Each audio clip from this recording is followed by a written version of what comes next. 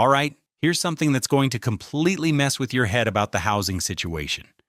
You know how you've been grinding away, stashing cash for that down payment, and making home shopping your weekend hobby? Well, guess what happened while you were doing all that responsible adult stuff? A massive corporation called Blackstone went ahead and scooped up basically half the country. Yeah, you heard that right, half. Now don't get confused here. I'm talking about Blackstone, not BlackRock. Seriously, why do we have two giant financial monsters with rock-themed names that I'd love to smash with scissors? But anyway, the actual story here is way more messed up than any clickbait title could capture, so I'm dialing back the comedy because this stuff is real. What should absolutely freak you out is this. Blackstone isn't some regular business. Think of them as the ultimate boss battle of private equity. We're talking about managing over $1 trillion in assets, more wealth than entire nations produce in a year, and they're weaponizing every penny to completely rewrite the rules of American living. Here's the part that should give you nightmares. These properties they're grabbing. They're not planning to live there. They're not looking to renovate and sell. Their goal is owning your monthly payments. Obviously not owning you directly. We sorted that out in 1865. But they want to control your rent, your housing costs, basically your entire economic future. This is setting up major problems for America, and it's going to hit your wallet hard. I'm talking about expenses jumping into five-figure territory, maybe even six figures. You need to see this coming.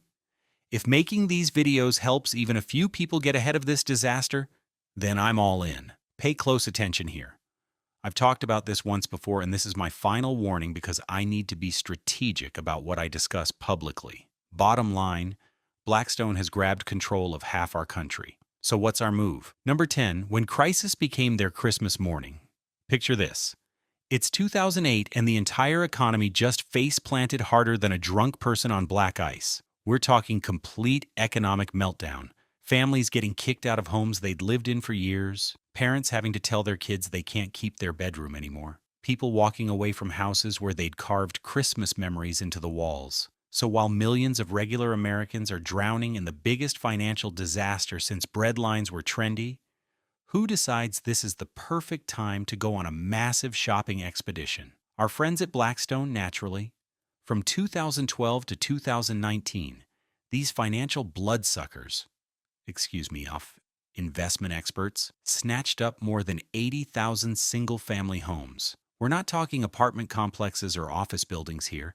These were actual houses with swing sets in the backyard, garages where dad kept his tools, living rooms where families watched movies together.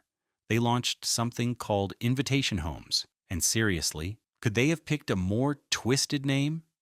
Because the only people getting invited were their accountants to count the profits. At their craziest point, they were grabbing 1,000 houses every single week. While you're out here stress eating because you can't save up a decent down payment for one house, they're buying entire zip codes like their Amazon Prime shopping. The whole scheme was diabolically smart, which honestly seems to be Blackstone's specialty. Foreclosures were happening everywhere. Home values had tanked 30 to 40% in some areas, and regular people couldn't get loans because banks were too scared to lend after almost nuking the world economy. Enter Blackstone with briefcases full of cash. No loans, no waiting, no problems. They vacuum-cleaned properties for basically pocket change. Phoenix, thousands of homes. Atlanta, same story. Las Vegas, Sacramento, Tampa, check, check, and check. Their master plan targeted Sunbelt areas that got hit the hardest, places where they knew displaced families would have no choice but to rent since they just lost everything. Honestly, from a cold business angle, it was brilliant. Buy cheap, rent forever, never give families the chance to buy back in. It's like playing Monopoly when you start with unlimited money, and everyone else is still figuring out the rules. But here's the really messed up part. These weren't just financial moves on a spreadsheet. These were actual families' dreams, getting flipped around like trading cards. Every single house Blackstone grabbed meant one less chance for a family to build something of their own. Every community they invaded went from being neighborhoods of homeowners to tenant farms. And the scariest part? This was literally just their warm-up act. Drop a comment if you lived through 2008. Did this madness hit your area? Did you watch it happen? Because I want to know I'm not the only one who thinks this was the exact moment everything went sideways. Number 9, welcome to your personal financial prison, the rental kingdom. Brace yourself for some statistics that are going to absolutely destroy your faith in the American dream. We're not just talking about Blackstone owning a few properties here and there. They control roughly 300,000 residential units nationwide. That's 300,000, enough housing to shelter everyone in Buffalo, New York, and still have leftovers. But wait, it gets so much worse. They haven't just become America's biggest corporate slumlord. They've completely reinvented the landlord game. What used to be rent what seems reasonable has become extract maximum profit using mathematical torture. They've got algorithms running the show now, not human beings asking what's actually affordable for working families, not anyone wondering what's reasonable for this community. Nope, it's pure computer-driven extraction.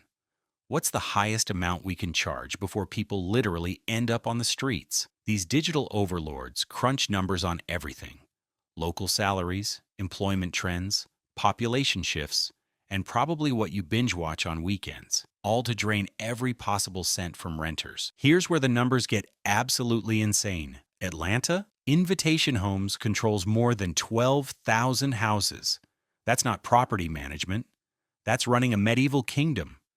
Phoenix gets hit with another 10,000 units under their control. Florida markets, thousands more disappearing into their portfolio. Remember, these aren't apartment towers. We're talking about individual family homes that should have sold signs with excited new homeowners taking selfies out front.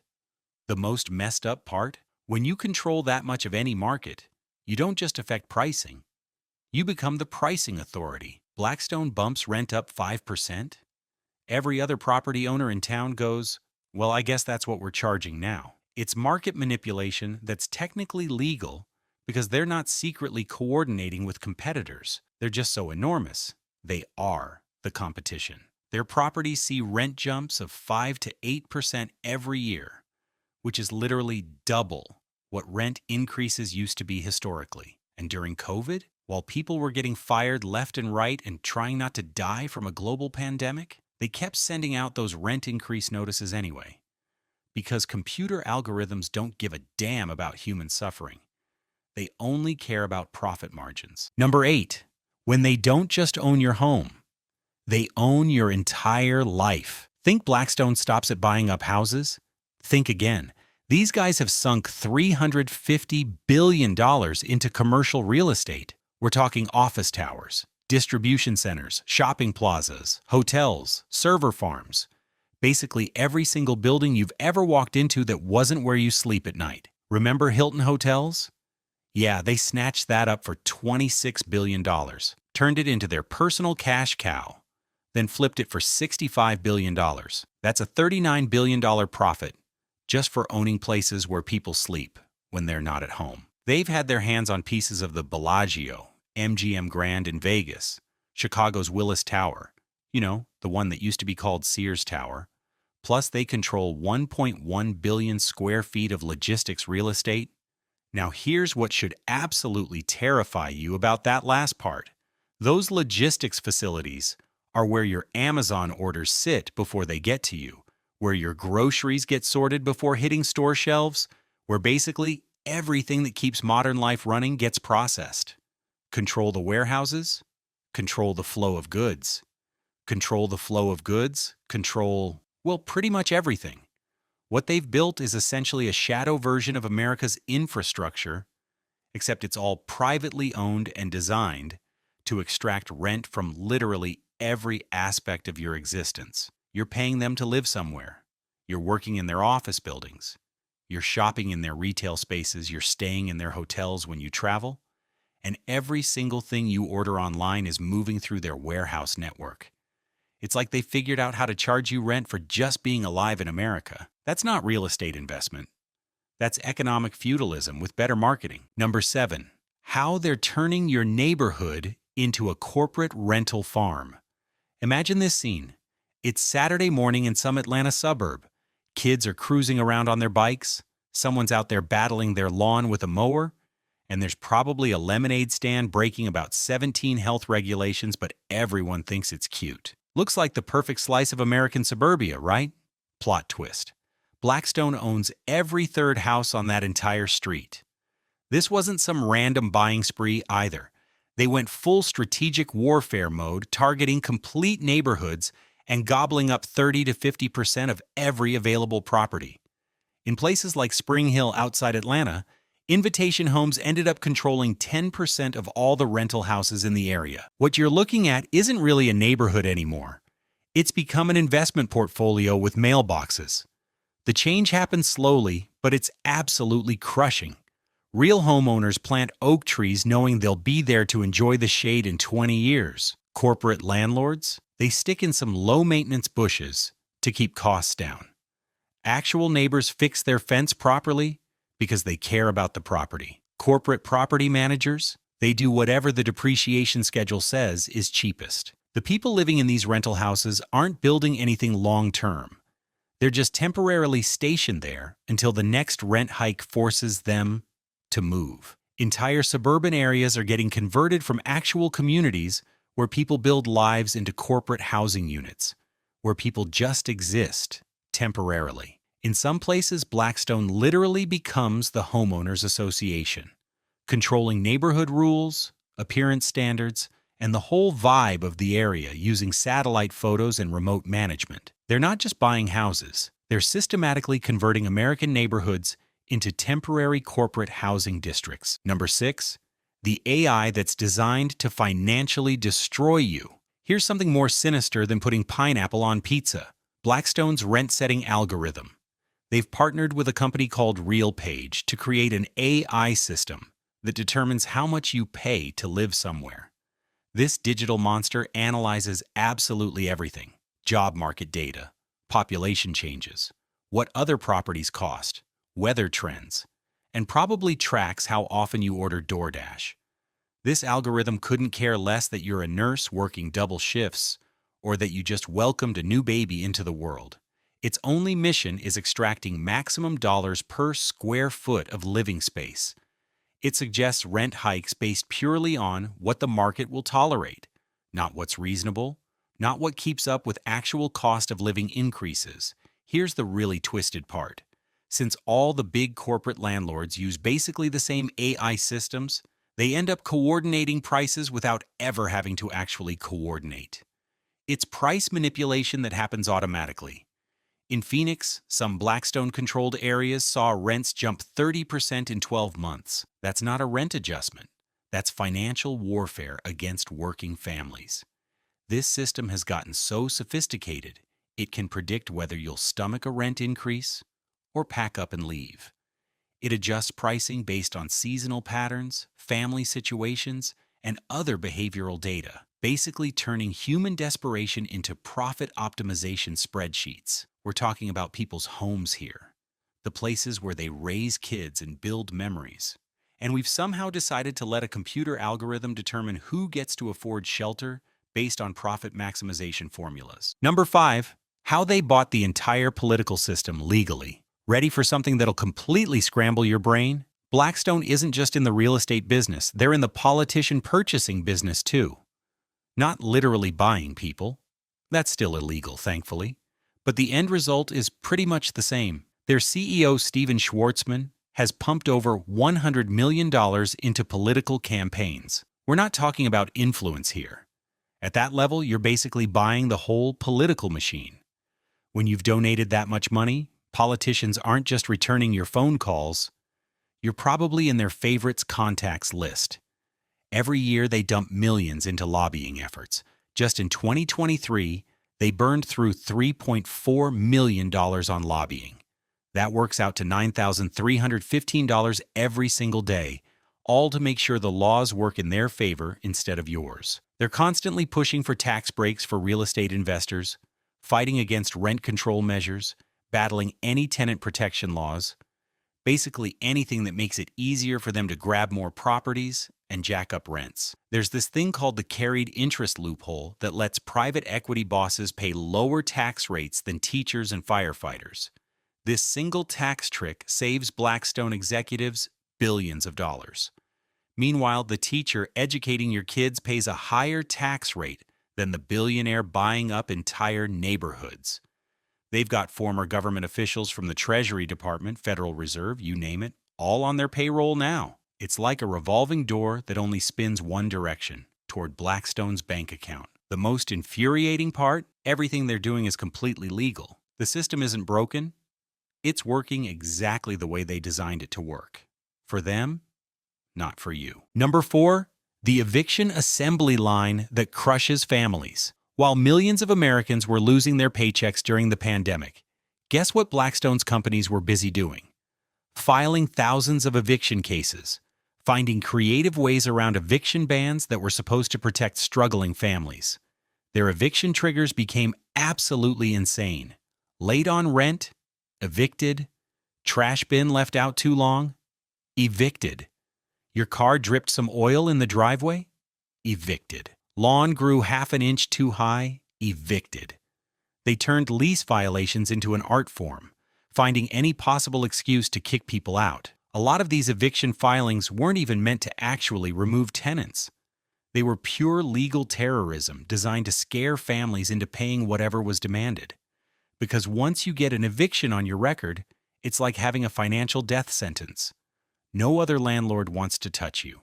By 2020, Invitation Homes managed to keep their occupancy rate at 97.5%, not because they were being understanding with struggling tenants, because they'd perfected the science of either squeezing rent out of people or immediately replacing them with new tenants who could pay. They turned kicking families out of their homes into a streamlined business operation, automated, systematized, and optimized for maximum efficiency. Kids got yanked out of schools in the middle of the year, families had to crash with relatives and strain relationships, marriages fell apart from the stress. The human wreckage was massive, but their spreadsheets looked great. Number 3, your vacation is also paying their bills. Think you can escape Blackstone when you travel? Think again. These guys don't just control where you sleep at home. They've cornered where you sleep when you're anywhere else too. They're literally the biggest hotel owner on the planet, controlling brands like Hilton, Motel 6, Cosmopolitan, Extended Stay America, plus dozens of other chains. We're talking over 500,000 hotel rooms worldwide under their control. But here's the thing. They don't run these hotels to create amazing guest experiences. They operate them like profit extraction machines until they can flip them for maximum cash. Staff gets slashed, amenities disappear, maintenance gets pushed off indefinitely, and room rates keep climbing. This gets especially brutal for people who actually need temporary housing, traveling nurses saving lives during health crises, construction crews building infrastructure, families caught between homes during transitions. These aren't luxury vacation stays we're talking about.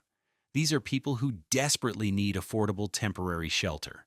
And Blackstone has turned their basic housing needs into corporate gold mines. So whether you're trying to take your family on a weekend getaway, or you're a healthcare worker just trying to find somewhere decent to sleep between shifts, chances are your money is flowing straight back to the same company that's making homeownership impossible for millions of Americans. Number 2, they control everything you buy before you even see it. Think the housing situation is bad. The warehouse takeover is actually worse. Blackstone controls 1.1 billion square feet of logistics real estate. That's distribution centers, fulfillment warehouses, the entire backbone of how stuff gets moved around. Every single thing you order online, every grocery item you pick up, every meal you eat has probably sat in a Blackstone-owned facility at some point. When COVID hit and everyone started ordering everything online, their warehouse empire shot up in value by 40% in just 2 years. Warehouse rental costs exploded by 50 to 60%, and guess what? Every retailer just passed those costs straight to you at checkout. Here's the really messed up part. Only massive corporations can afford Blackstone's warehouse rental rates now. Small businesses that used to be able to compete, They're getting priced out of the entire supply chain. The whole economy is getting redesigned to work for giant companies while crushing smaller competitors. But it gets even more insane. They also own data centers. Those are the physical buildings where the internet actually lives. At this point, they don't just own American real estate. They own the entire operating system that America runs on. Whether you're buying groceries, ordering clothes online, or just checking your email, there's a decent chance your money or your data is flowing through a Blackstone-controlled facility somewhere. They've basically inserted themselves as a toll booth on every aspect of modern American life. Number one, the subscription life nightmare they're building. Here's what should absolutely terrify you about the future. Blackstone isn't just grabbing properties, they're turning your entire existence into a monthly subscription plan. Housing as a service. Living as a service. The end game? You own absolutely nothing. And you're definitely not going to be happy about it.